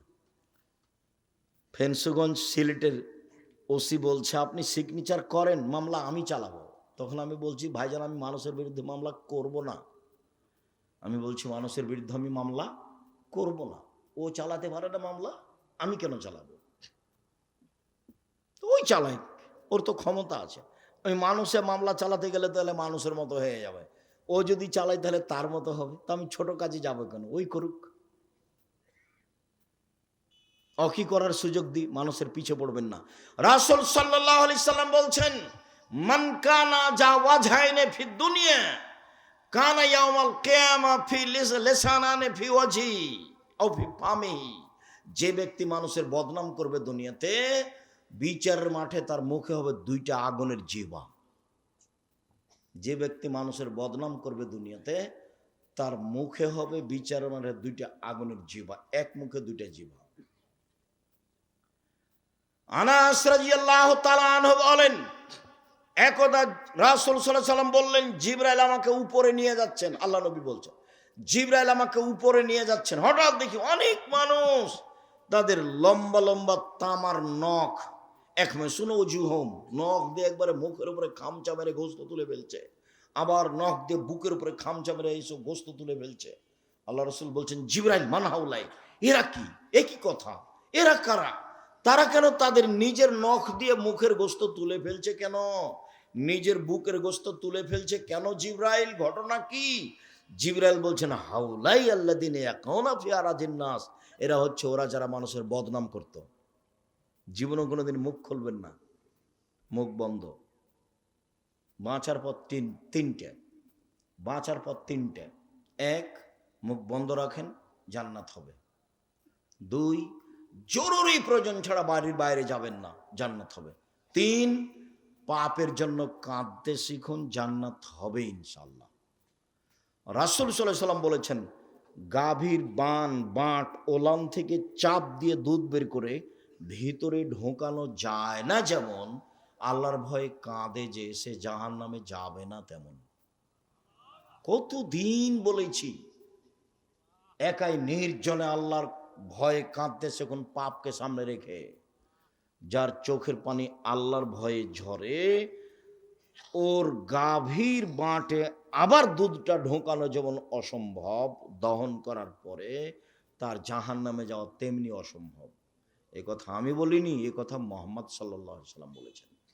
তখন তিনি বললেন, পৃথিবীর মানুষ, জাহান্নাম থেকে বাঁচার 3টা পথ। 1, মুখ বন্ধ রেখো, ভালো কথা ছাড়া মুখে ব্যবহার করো না। 2, জরুরি প্রয়োজন ছাড়া বাড়ির বাইরে যাও না। আপনি তো ভাত খাওয়ার পরে হাতটাই ভালো করে মোছেন না, খালি চলে যাচ্ছেন দোকানের দিকে, ওখানে গল্প করবেন। সেই জন্য আপনার চরিত্র কেউ না বুঝলে আপনি তো বুঝেন।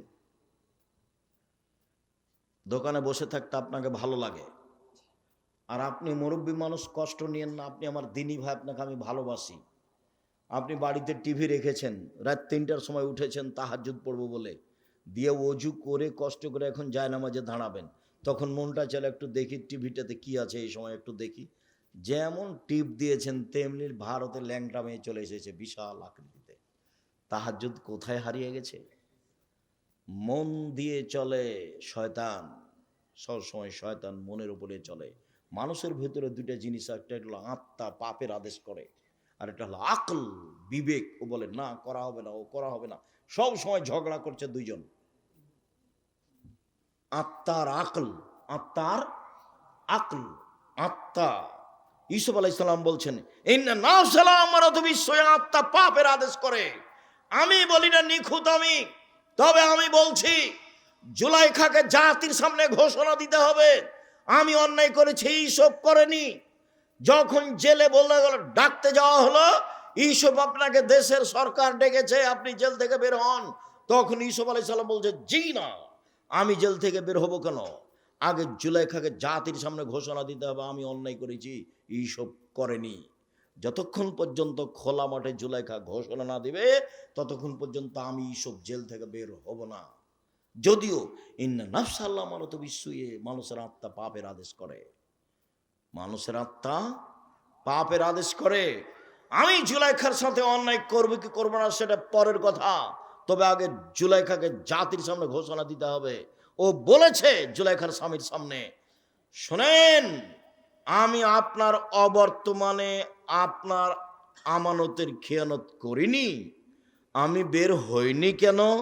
আমি কেন বললাম লে আলামা আন্নাহুল্লাম এখন ফিল গাইবে, অদৃশ্যে জুলাইখার স্বামীর অবর্তমানে ইউসুফ অন্যায় করেছে, আমানতের খেয়ানত করেছে, এটা যেন বুঝে নিতে পারে যে আমি অন্যায় করিনি, আমি অন্যায় করিনি, আমি খেয়ানত করিনি আমানতের, আমি জুলাইখার সাথে অন্যায় করিনি। জাতির সামনে ঘোষণা না দেওয়া পর্যন্ত আমি জেল থেকে বের হব না। আমাদের নবী মুহাম্মদ সাল্লাল্লাহু আলাইহি সাল্লাম বলছেন ইউসুফের ধৈর্য আমার চেয়ে অনেক বেশি, ইউসুফের ধৈর্য আমার চেয়ে অনেক বেশি। আমি যদি 12 বছর জেলে থাকতাম, আর যদি সরকারের পক্ষ থেকে আমাকে ডেকে পাঠানো হতো, তাহলে আমি বলতাম চলো চলো চলো চলো। এই কথা মুহাম্মদ সাল্লাল্লাহু আলাইহি সাল্লাম বলছেন।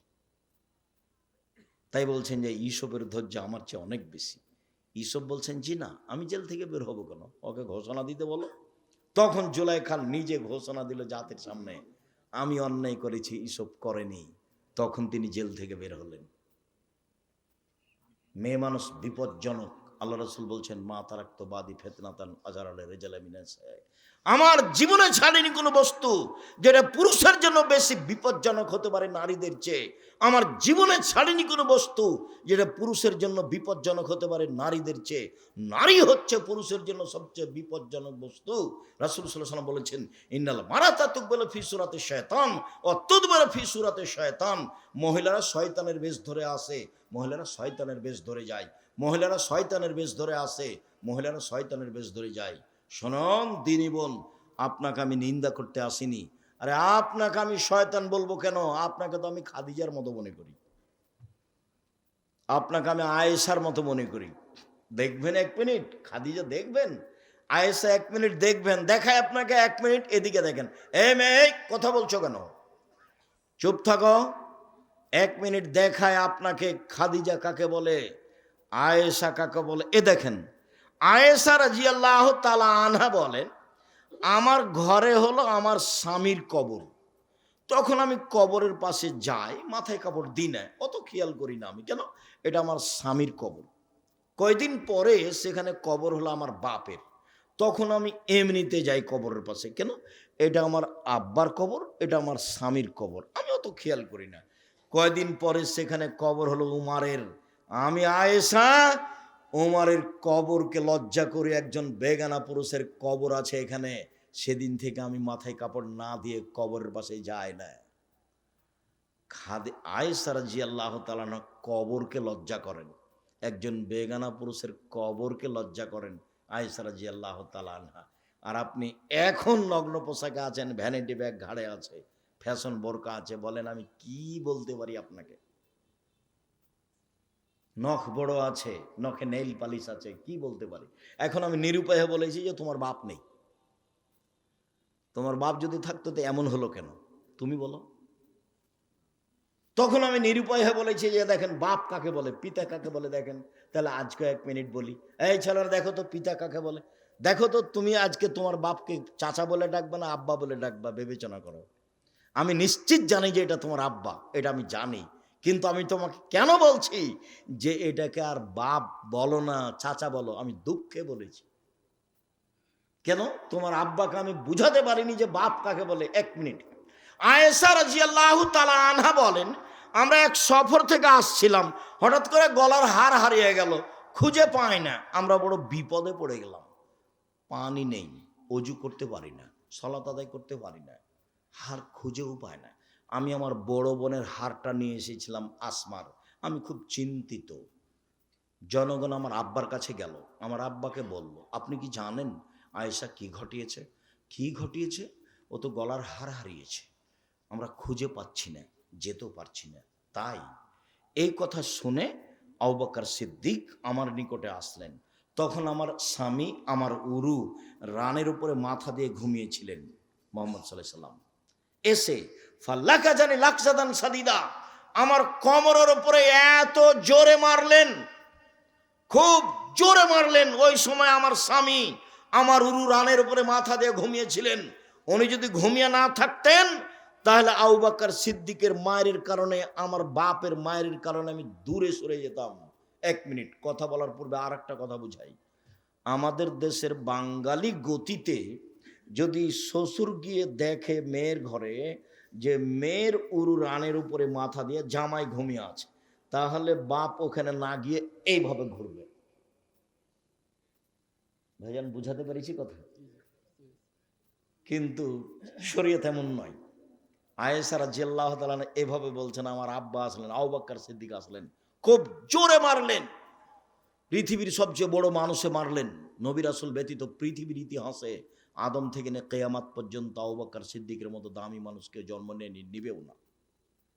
আবু বকর সিদ্দিক রাদিয়াল্লাহু তাআলা মারলেন, পৃথিবীর সবচেয়ে বড় মানুষে মারলেন, পৃথিবীর সবচেয়ে বড় মহিলাকে মারলেন।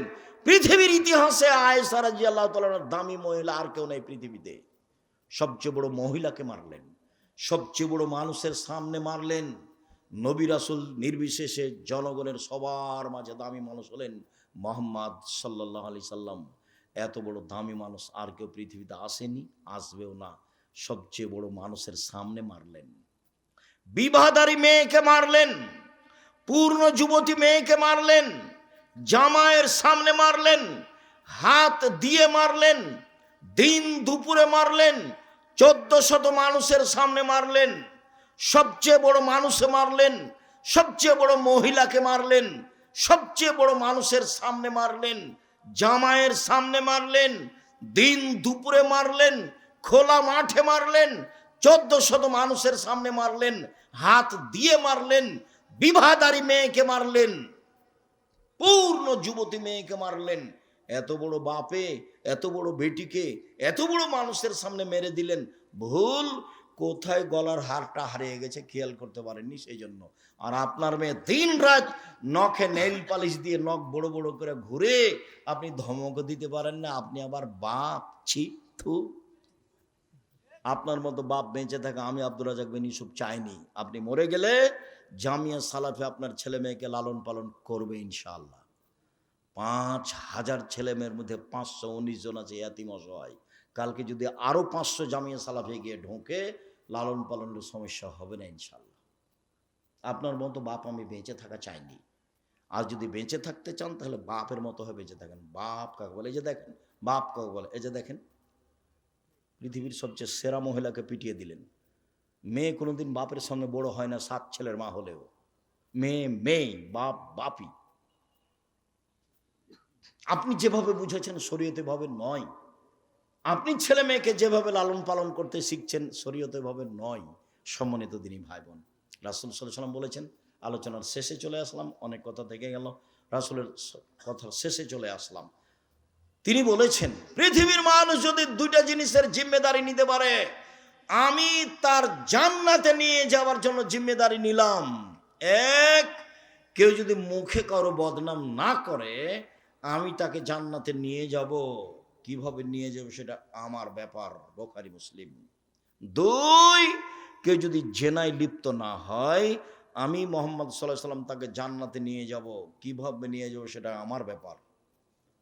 তাকে জিজ্ঞাসা করা হলো, আল্লাহ নবী, সবচেয়ে মানুষ বেশি বেশি জাহান্নামে যায় কেন, কিভাবে?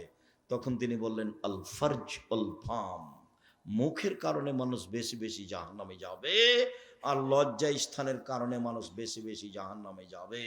যখন মুখ কন্ট্রোল করতে পারবে না, তখনও জাহান্নামে চলে যাবে। একদা রাসূল সাল্লাল্লাহু আলাইহি সাল্লাম বললেন, সঙ্গী সাথী বলতে পারো মানুষকে পিছন দিক থেকে ধাক্কা মারে জাহান্নামে নিক্ষেপ করে কি? সঙ্গী সাথী বলতে পারো মানুষকে পিছন দিক থেকে ধাক্কা মারে জাহান্নামে নিক্ষেপ করে কি? সঙ্গী সাথী বলতে পারো মানুষকে পিছন দিক থেকে ধাক্কা মারে জাহান্নামে নিক্ষেপ করে কি? এই কথা বলতে বলতে ফাঁকা জেলেছে নাও, জিভাটা ধরে নিয়েছে, নিজের নিজের জিভা জিভা মানুষকে পিছন দিক থেকে ধাক্কা মারে জাহান্নামে নিক্ষেপ করে। বলেন আর দোকানে বসবেন কিনা? বলেন কারো আর বদনাম করবেন কিনা? দল সংগঠন করে আর একজনের বদনাম করে পরকাল হারায়েন না। নিজে উপার্জন করেন, প্রয়োজনে দিন মজুরি করে নিজে উপার্জন করে নিজে খাই। আমার আব্বা বলতেন, আমার নিজের আব্বার কথা বলছি, আমার আব্বা বলতেন, বেটা কারোর টিনের বাড়ি দেখে তুমি যদি খড়ের বাড়ি জ্বালিয়ে দাও, তোমাকে থাকতে দেবে না। তো তোমার খড়ের বাড়িটাই তোমাকে কি করতে হবে? মূল্যায়ন করতে হবে। আর একজনের পিছনে পড়ে দিন হ্যাঁ হ্যাঁ করে ঘুরে ঘুরে বেড়াবা, আর আর মানুষের বদনাম করবে, আর ওকে বলবে অমুকের চরিত্র ফুলের মতো পবিত্র, পেয়ে যাওয়া অত সহজ হয়ে গেল? চারটে কাজ, 5 ওয়াক্ত সালাত, যে কোনো মূল্যে, মাঠে ঘাটে যে কোনো জায়গাতে যে কোনো মূল্যে 5 ওয়াক্ত সালাত নামাজ, কোনো প্রকার আপোষ নেই। 2, হালাল রুজি। 3, কোরআন তেলাওয়াত। 4, আড্ডা পিটা হারাম। জান্নাত হবে ইনশাআল্লাহ, জান্নাত হবে ইনশাআল্লাহ। 1, 5 ওয়াক্ত সালাত। 2, হালাল রুজি। 3, কোরআন তেলাওয়াত, অন্তত সূরা ইখলাস, অন্তত সূরা ইখলাস প্রত্যেক দিন সকালে অন্তত 3 বার পড়ে বলবেন, এ দেখেন আল্লাহ আমি কোরআন মাজিদ পড়েছি। বাস, অন্তত 3 বার সূরা ইখলাস 3 বার পড়লে 1 বার কোরআন মাজিদ পড়ার সমান নাকি হবে? জীবনে কি করলেন? মানুষের পিছনে ঘুরে পড়াশোনা করলেন, শিরক করে ঠাকুরের গান গলে, আবার চাকরি করতে আসলেন তো চুরি বা প্রতারণা, চুরি না হয় প্রতারণা, আর না হলে অনলাইনে ব্যবসা করলে তুমি বুঝতে পারলে না কিসের ব্যবসা করছি, কিভাবে যে টাকা ইনকাম হলো। এই ছেলে, এই ব্যবসা করলে টাকা লাগে। টাকা 2 ধরনের, আমার টাকা তোমাকে ব্যবসা করতে দিয়েছি, তখন লাভ চুক্তি হারে ভাগ হবে, হাদিস সহি। ব্যবসা পার্টনারে, তোমারও টাকা আমারও টাকা, তখন লাভ বেশি হবে কিন্তু টিকে থাকা কঠিন। কেউ যদি 10 টাকা সরিয়ে দেয়, তখন আল্লাহ বলবেন পার্টনারে ব্যবসা 2 জন করলে তৃতীয় জন আল্লাহ, 4 জন মিলে করলে পঞ্চম জন আল্লাহ, 10 জন মিলে করলে 11তম আল্লাহ। একজন যদি 10 টাকা সরিয়ে নেয়, তখন আল্লাহ বলে যে তোমরা থাকো আমি গেলাম, তখন মারামারি লেগে যাবে, তখন জেল হাজত কি দাম কিছু হবে। নিজে একাই ব্যবসা করেন, ছোট থেকে ছোট, বড় থেকে বড়, ফলাফল ভালো হবে ইনশাআল্লাহ। সকল দিনই ভাই বোনকে 5 ওয়াক্ত সালাত আদায় করার আন্তরিকভাবে অনুরোধ জানিয়ে জোরালোভাবে বলতে চাচ্ছি যে আজকের আলোচনা বদনাম গীবাত সম্পর্কে করছিলাম। অবশ্যই তাকে জোরালোভাবে মূল্যায়ন করার চেষ্টা করবেন। কারো বদনাম করে জীবিকা নির্বাহ করতে রাজি নই, কাউকে খাটো করে জেল হাজত দিয়ে ক্ষমতা দেখিয়ে দাপট দেখিয়ে জীবিকা নির্বাহ করতে রাজি নই। আর কারো পিছনে পড়িয়েন না, পড়ে ক্ষতিগ্রস্ত হবেন। তারপরে যেটা কথা, আমি আব্দুর রাজ্জাক বিন ইউসুফ চেষ্টা চালিয়েছি মুখে কলমে মিডিয়ায় জীবন বাজি রেখে দিন প্রচার করা। এই যে মুখে বলছি, এই যে সামনে মিডিয়া আছে আর পাশে বই পুস্তক আছে। আবদুল্লার বই আছে কিনা দেখেন, আমার বই সব বক্তব্যগুলো উপদেশ বইয়ে পাবেন, নামাজ শিক্ষা বইয়ে পাবেন। আর 1000 ফতোয়া একসাথে দিয়ে একটা বই বের করা হয়েছে, যা আমি সব চয়ন করেছি, যেগুলো আরও বড় বড় মুফতিদেরকে নিয়ে। বইগুলো নিয়ে যাবেন অবশ্যই। সকল দিনই ভাই বোনের শুকরিয়া। এখানে ভর্তির তারিখ কবে আমার জানা নাই, তবে জামিয়া সালাফিয়া ফরম চলছে 1 জানুয়ারি ভর্তি। তো এখানে নিয়মিত ছেলে পাঠান, এটা জামিয়া সালাফের সাথে সম্পৃক্ত প্রতিষ্ঠান। আর জামিয়া সালাফের রাজশাহী বা বিভিন্ন জায়গাতে জামিয়া সালাফে চলছে, সেগুলোর ভর্তির তারিখ 1 জানুয়ারি। ডিসেম্বরে ফরম চলে, 1 জানুয়ারি ভর্তি। ডিসেম্বরে ফরম বিতরণ হয়, 1 জানুয়ারি ভর্তি। কয়েকটা জিজ্ঞাসা, সবাই বই পুস্তকগুলো নিয়ে যাবেন। বই পুস্তক কোথায় আছে? ও আমার হাতের ডানে আছে। কেউ খালি হাতে যাবেন না। আর আলিতে সম পত্রিকা আছে নাকি? আমি বেশ কিছু পত্রিকা কিনেছি ফ্রি দেওয়ার জন্য।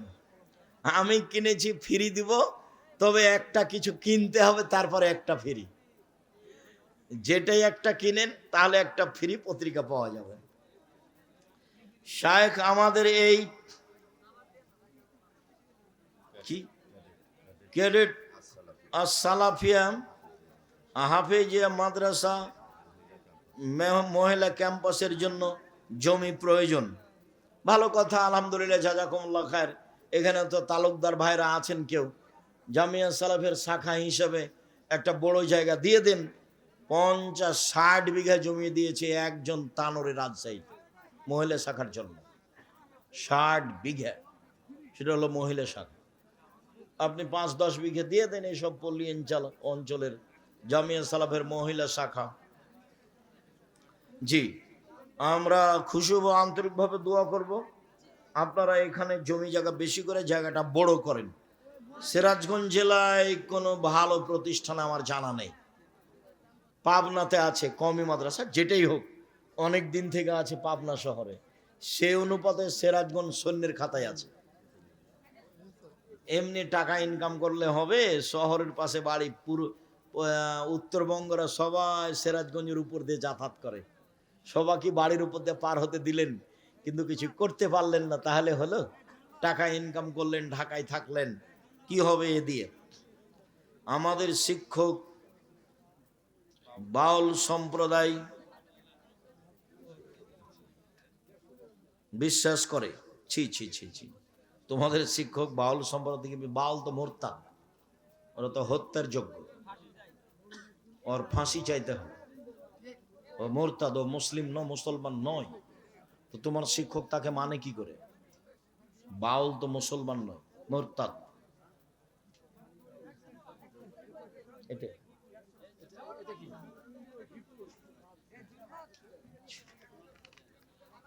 আসসালামু আলাইকুম। আমরা সেখানে থাকি যেখানে সেখানে ইসলামের নিয়ম নীতি ভিন্ন। বাড়িতে কিছু বয়স্ক ছোটদের কোরআন মাজিদ শেখানো হয় একসাথে, সপ্তাহে একদিন দিনই আলোচনা হয়।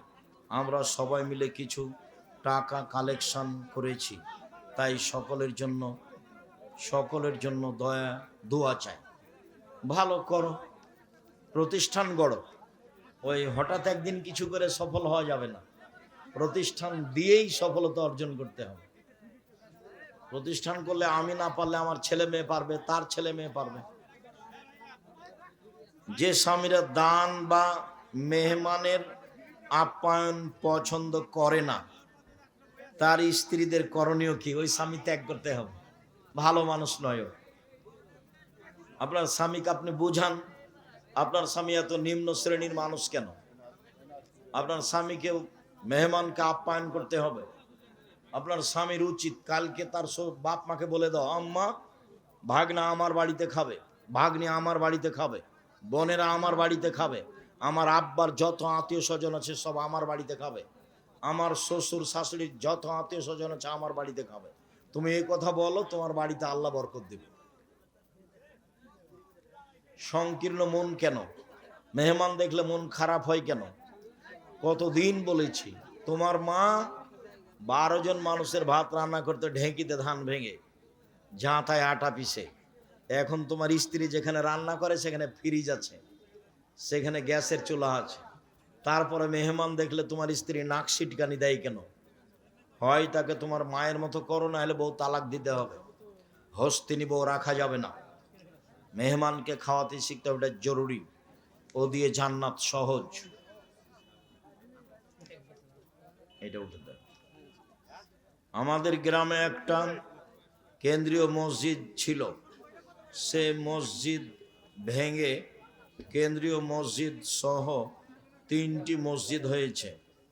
একটা মসজিদ কেন্দ্রীয় মসজিদ থেকে 200 থেকে 250 মিটার দূরে অবস্থিত। সে মসজিদ কি সেই মসজিদে সালাত হবে না? সে মসজিদে সালাত হবে না। এই মসজিদ বাড়ানো যায় না, আসার পথ নেই, এই মসজিদ অক্ষ করা নেই, তখন আর একটা মসজিদ পাশে হতে পারে, তাছাড়া হবে না। জোর জুলুম করে ধর্ম চলে? এই কি নির্বাচন নাকি যে জোর করে ভোট নিয়ে তোমরা নেতা হয়ে যাবে? ওটা হারাম। পরের মসজিদে সালাত হবে না। জনৈক ব্যক্তি তার স্ত্রীকে তালাক দেওয়ার 40 দিন পর আবার তাকে বিয়ে করেছে। এই বিয়ে কি ইসলামের দৃষ্টিতে বৈধ? হ্যাঁ, ঠিক আছে। যদি এটা এই এক বৈঠকে 3 তালাক দিয়ে দিয়েছে, মানুষের বৈঠকে বিচ্ছিন্ন করে নিয়েছে, তাহলে সমস্যা নেই। আর এটা যদি 3 বারের 3য়-বারে তালাক হয়ে থাকে, তাহলে ফেরত নিতে পারবে না। এক বৈঠকে 3 তালাক 1 তালাক, 1000 তালাকে 1 তালাক। অতএব এটা 90 দিন পরে ফিরিয়ে নিতে পারে বিবাহ ছাড়াই। 90 দিনের মধ্যে, 90 দিন পরে নয়, 90 দিনের মধ্যে। 90 দিন পার হয়ে গেলে বিবাহের মাধ্যমে ফিরাতে হবে।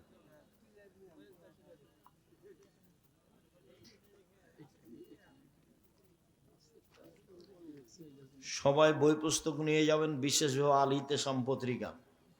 আর আব্দুল্লাহর বই আছে কি না, আল্লাহর পথে যাত্রা, দেখেন। আর আব্দুর রহিমের বই, রাসূল সাল্লাল্লাহু আলাইহি ওয়াসাল্লাম দেখতে যেমন ছিলেন।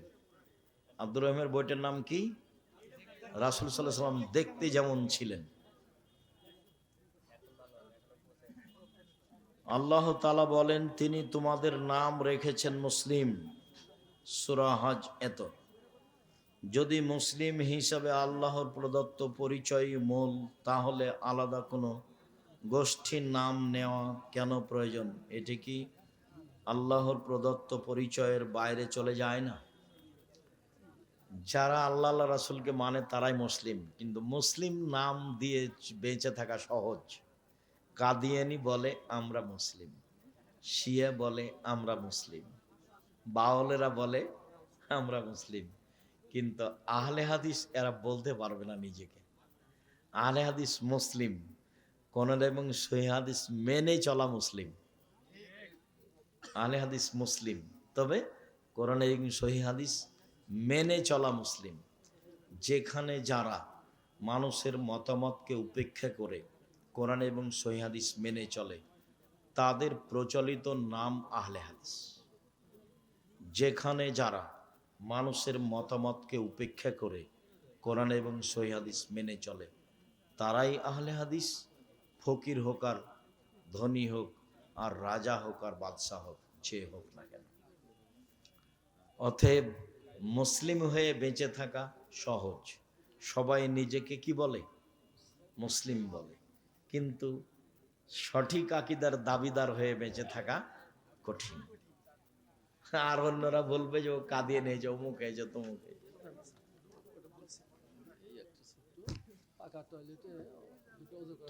পাকা টয়লেটের ভিতরে অজু করা যাবে? জি যাবে। যখন আল্লাহ বিসমিল্লাহ আল্লাহুম্মা ইন্নী আউযু বিকা মিনাল খুবুস ওয়াল খাবায়েস বলে বসলো, তখন থেকে জিকির আজকার বন্ধ। পানি খরচ করে যখন গোফরানাকা বলে উঠলো, তখন জিকির আজকার চালু। যখন বিসমিল্লাহ আল্লাহুম্মা ইন্নী আউযু বিকা মিনাল খুবুস ওয়াল খাবায়েস বলে বসলো, তখন বন্ধ। আর যখন গোফরানাকা বলে উঠলো, তখন চালু। অতএব টয়লেটের ভিতরে, পাকা টয়লেটের ভিতরে বিসমিল্লাহ বলে ওযু করাতে কোনো সমস্যা নেই।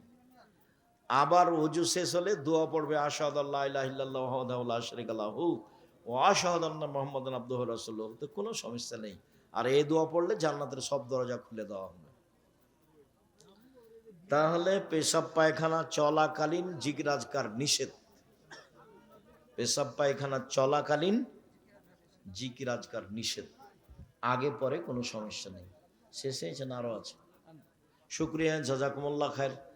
রাত অনেক হয়েছে, এত লম্বা সময় থাকবো এটা মনে ছিল না। তো শুক্রিয়া, জাজাকুমুল্লাহ খায়ের। আমি আমার পক্ষ থেকে কথা শেষ করলাম। সুবহানাক আল্লাহুম্মা ওয়া বিহামদিকা আশহাদু আল্লা ইলাহা ইল্লা আনতা আস্তাগফিরুকা ওয়া আতুবু ইলাইক। আসসালামু আলাইকুম।